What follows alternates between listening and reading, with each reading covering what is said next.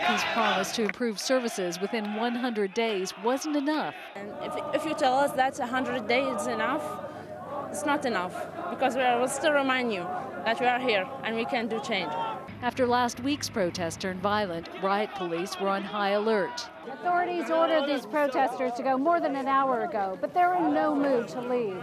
It's not just the hours it took them to walk here, it's the years they've been waiting for their lives to improve. It's a test for the government and a test for security forces.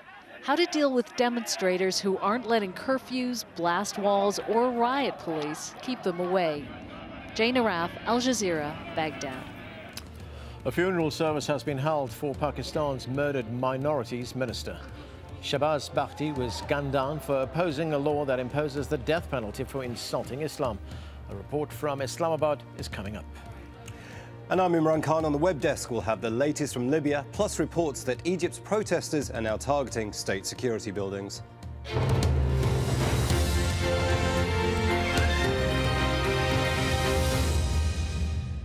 As the rain pours over Johannesburg, we'll keep your spirits up. Welcome back. Well, across the United States, we are looking at spring, of course, and that's when we start to see the active weather come through the parts of the southeastern section of the United States. First of all, I want to show what's happening on the satellite image. Right here is the frontal boundary. You really can't see it on the satellite, but it is beginning to develop. Now, over the next couple of days, we are going to be seeing a lot of rain come out of this frontal boundary, anywhere from Texas all the way up to parts of Georgia, even up to New York. Now, it does change once you get across the Canadian border. We're looking at some very heavy snow for Ottawa as well as Montreal. That snow could be anywhere from 200 to 300 millimeters of snow. So if you are traveling to Canada, you're going to be expecting some airport delays in that region. Out towards the west, we are looking at some snow if you're doing some late season skiing anywhere from Seattle up to Vancouver. Very nice there, but some clouds pushing into San Francisco over the weekend as well. Down towards the south, we're going to be seeing some very heavy rain showers across southern Brazil, anywhere from Rio de Janeiro over to Sao Paulo, as well as the northeastern corner of Peru. That's going to be very localized heavy rain, so that could mean flooding in that region as well. Bolivia will finally get a break from the rain. A little bit drier for La Paz, but the temperatures are only going to get up to about 13 degrees in their forecast. And very quickly over towards Europe, the rain for Italy is still going to be very intense over the next couple of days, but that should start to die down as we go into Sunday. Qatar Airways, world's 5-star airline. It is in the details, a look, a connection, the moments that reveal the truth. Witness documentaries to open your eyes. At this time on Al Jazeera. If you're a Nokia user, you can download Al Jazeera's news widget from Nokia's Ovies store. The news widget, available on compatible Nokia devices, gives users quick and easy access to real-time news updates from Al Jazeera English. See the world in real time. Al Jazeera Mobile.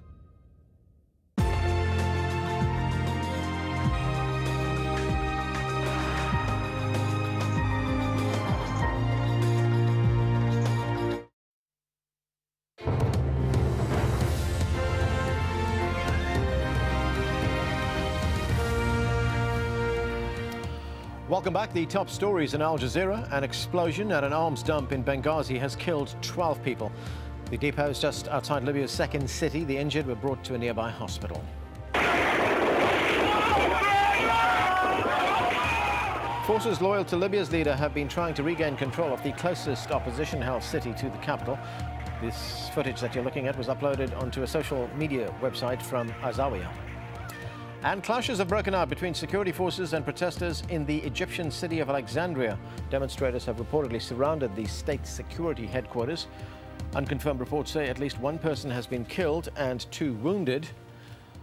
On the line now, witness Ahmed Hatem from Alexandria in Egypt. And Ahmed, what can you tell us about what's going on outside that state security building right now? Are the demonstrators still there? Yeah, people are still there. The state security forces are still inside, are surrounded by the army. There's probably, hundreds of thousands of people that have surrounded the building and entered it now. And people are saying that they're not going to leave until the state security officers are ended.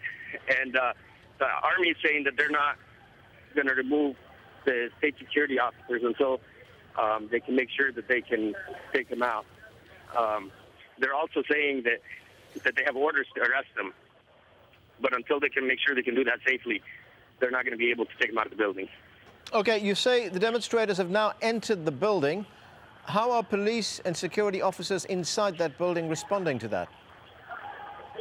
The Army's actually been rather cooperative with the demonstrators. They were saying their biggest thing right now is to make sure they execute their orders, which is the arrest of those people, of the state security officers. And while this is going on... Okay, go ahead. The clashes broke out about I don't know, by the time we got here it was 8 o'clock, I think. And shortly after we started seeing Molotov cocktails and being thrown from the state security building from the top floor at the demonstrators and live ammunition shot. It got one guy in the chest. And then soon after, people kind of went after the central security trucks. The soldiers in the central security trucks left. People were yelling at them, you know, take off your jackets and leave. And they did. There was absolutely no violence in this. But people started, I mean, at least no violence between the people. And then soon after they shot, the state security started shooting again, and they got a well-known activist, and people were pretty outraged by that point. Okay, and you say that there are soldiers, there are military also at the scene there. What are they doing about this? The military came, I mean, there was a small military presence here, but the military came in, they're much more present now. I mean, there's tanks on one side, at least the side that I came in from right now. There's a much stronger presence currently than earlier. And they came in as soon as the shooting happened and the central security trucks were emptied to secure the weapons. The demonstrators secured the trucks until the military came and took over. Okay, Ahmed, go ahead. Okay, the reports we're getting say that the demonstrators also tried to set fire to that state security building. I'm sorry, I didn't hear you. We understand that the demonstrators also tried to set fire to that building. Did they set that building on fire? No, I mean there was Molotov cocktails thrown from within the building. There was small fires, but people put them out quickly. Some of the fires actually caught. Some of the Molotov cocktails caught fire on a huge stack of shredded paper outside the building. But people put it out rather quickly, and there was a small attempt, I think, I don't know by who. I don't know that it was most of the demonstrators, but most of the demonstrators were putting out the fire that was on one side of the building, and it wasn't very big. Okay, sir. Thanks for the update. Ahmed Hatem, a witness to the unrest there in Alexandria, giving us that update from Egypt. Now let's go to Imran Khan and the web desk to get all the latest from the virtual world. Thanks, Anand. Well, you heard from Ahmed there. We'll have a bit more on Alexandria and those storming of the state security building there.